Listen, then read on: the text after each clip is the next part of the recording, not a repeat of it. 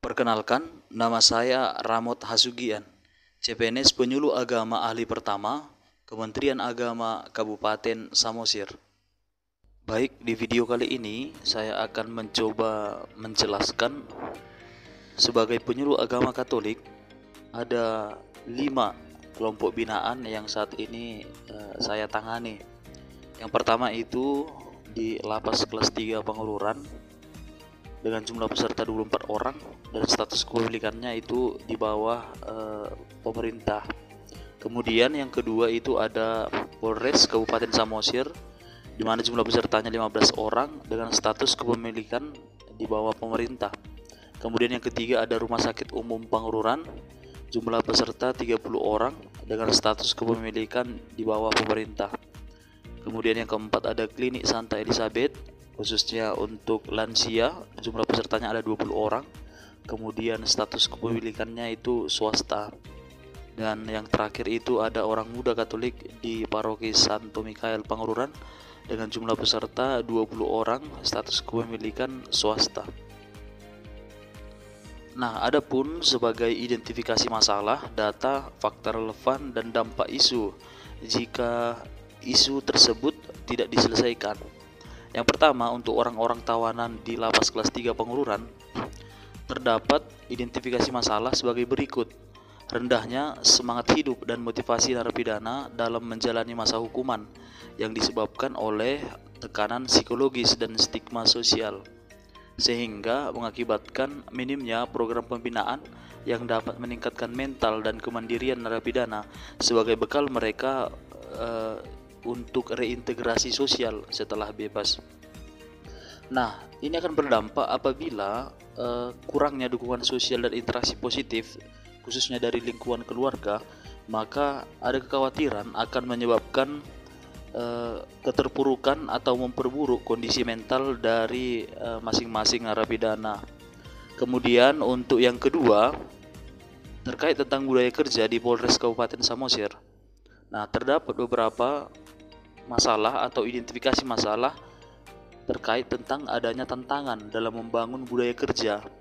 Budaya kerja yang dimaksud itu adalah budaya kerja yang disiplin, profesional, dan inovatif di kalangan aparat kepolisian.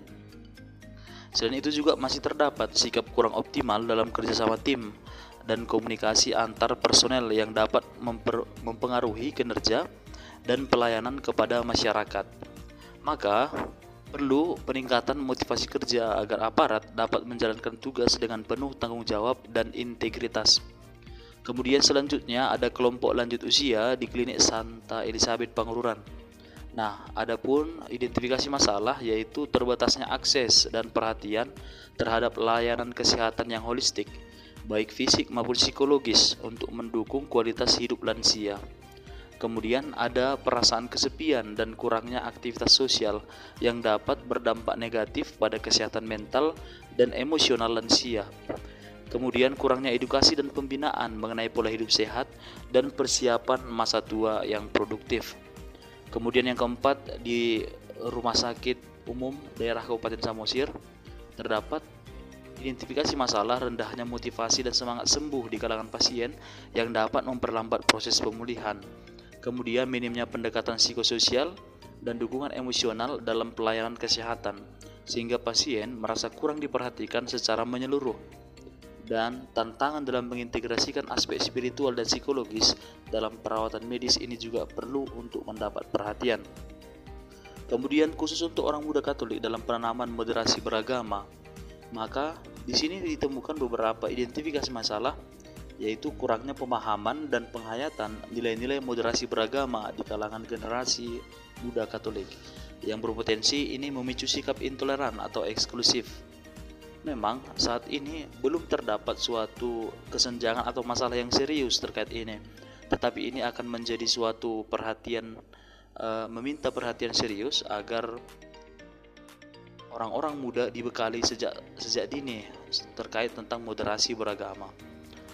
Kemudian terdapat juga pengaruh kuat arus informasi digital dan media sosial yang kerap menyebarkan konten yang memprovokasi perpecahan dan radikalisme. Kemudian keterbatasan program pembinaan keagamaan yang kontekstual dan relevan untuk membentuk karakter moderat dan toleran. Dari kelima isu di atas yang sudah saya sebutkan itu, maka jika dikaitkan dengan smart ASN dan manajemen ASN, kelima isu tersebut menunjukkan bahwa ASN sebagai garda terdepan pelayanan publik harus mampu bertransformasi menjadi smart ASN yang cakap digital, memiliki integritas dan responsif terhadap tantangan sosial.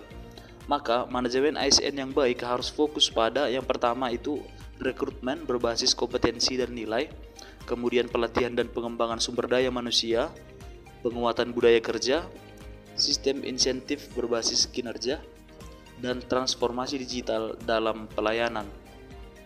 Maka dari kelima isu tersebut akan saya analisis melalui teknik analisis APKL, di mana isu semangat bebas untuk tawanan di lapas itu memiliki jumlah skor 16, sedangkan budaya kerja efektif di Polres itu memiliki jumlah skor 12. Kemudian isu masa tua cerah pada kelompok lansia di Klinik Santa Elizabeth Pangururan itu mendapat jumlah 13, dan semangat sembuh bagi orang sakit di Rumah Sakit Umum Daerah Kabupaten Samosir itu mendapat jumlah 14. Kemudian penanaman moderasi beragama pada orang muda Katolik itu mendapat poin atau jumlah 19. Dengan demikian, ada 3 isu penting yang bisa kita angkat sebagai prioritas isu yang akan dibahas kemudian dicari jalan keluarnya. Yang pertama itu penanaman moderasi beragama pada orang muda Katolik, kemudian semangat bebas untuk orang-orang tawanan di lapas kelas 3 Pangaluran, dan yang terakhir semangat sembuh bagi orang sakit di Rumah Sakit Umum Daerah Kabupaten Samosir. Nah, kemudian selanjutnya saya akan menganalisis dengan teknik analisis USG, di mana semangat bebas untuk orang tawanan di lapas kelas 3 Pangururan mendapat jumlah 10 dan prioritas itu berada di prioritas ketiga. Kemudian semangat sembuh bagi orang sakit di Rumah Sakit Umum itu mendapat jumlah 11 dan prioritas ada di nomor 2, dan penanaman moderasi beragama untuk orang muda Katolik ada di prioritas yang pertama. Setelah melewati tahap analisis APKL dan USG, maka ditemukan satu core issue, yaitu penanaman nilai moderasi beragama di kalangan orang muda Katolik Pangururan. Nah, adapun beberapa faktor yang mempengaruhi. Yang pertama itu sosial dan lingkungan, di mana di sini dibutuhkan sikap kritis berhadapan dengan atau menggunakan media sosial, kemudian berhadapan dengan lingkungan, kemudian ketika melakukan dialog keagamaan. Kemudian faktor yang kedua itu pendidikan dan pembinaan, di mana di sini dibutuhkan materi penyuluhan terkait moderasi beragama, kemudian keterbatasan pelatihan yang ada dan metode-metode pelatihan yang ada. Selain itu, ada faktor individu yang membutuhkan kesadaran atau kepedulian serta kemampuan mereka atau efikasi mereka lepas dari tekanan. Kemudian yang berikutnya ada faktor institusional gereja, di mana di sini membutuhkan program khusus untuk pengembangan sumber daya manusia dan membutuhkan koordinasi antara pihak-pihak yang bertanggung jawab untuk penanaman nilai-nilai moderasi beragama tersebut. Kemudian yang terakhir ada faktor budaya dan kebiasaan, di mana budaya lokal, tradisi dan kebiasaan yang ada di Kabupaten Samosir itu juga membutuhkan perhatian lebih terkait efektifnya penanaman nilai-nilai moderasi beragama tersebut. Nah, dari core issue tersebut, maka saya menawarkan beberapa gagasan kreatif dalam penyelesaian isu. Yang pertama itu penguatan pendidikan moderasi beragama di lingkup gereja dan sekolah, kemudian peningkatan keterampilan dialog dan literasi digital, kemudian revitalisasi peran keluarga dan lingkungan sosial, kemudian rekonstruksi pola pembinaan orang muda Katolik, kemudian kolaborasi gereja dengan lembaga pemerintah dan organisasi sosial, dan yang terakhir monitoring dan evaluasi berkala. Tentunya gagasan-gagasan kreatif ini juga akan dikemas lewat teknologi digital yang dapat digunakan agar pewartaan tentang moderasi beragama itu lebih mudah dan lebih tersampaikan esensinya untuk orang-orang muda Katolik, khususnya yang berada di paroki Pangururan.